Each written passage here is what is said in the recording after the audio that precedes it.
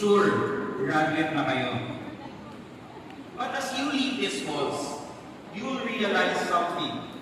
The real lessons, the ones that shape who you become, don't always come from textbooks. They come from failures, awkward moments, difficult decisions, and unexpected opportunities. Life, as it turns out, is the greatest classroom of all. So in the next few minutes, let me share 7 lessons I always carry with me. Not just from the books or seminars, but from life itself. Mga aral na sana'y magsilbing gabay, magbigay inspirasyon at tuwa, habang hinuhubog ninyo ang sarili niyong kwento ng tagumpay. Number 1, the definition of success is subjective.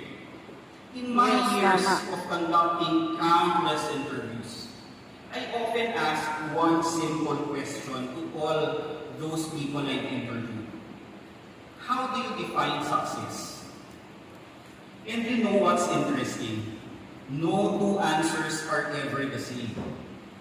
Some, mataas na sweldo ang gusto nila. For others, it's just being able to provide for their family.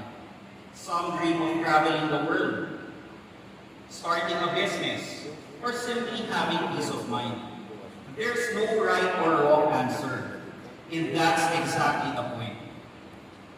Success means different things to different people. At isa sa pinakamalaking pagkakamali na pwede mong magawa is to chase someone else's version of success. The world will always have opinions about what you should do. But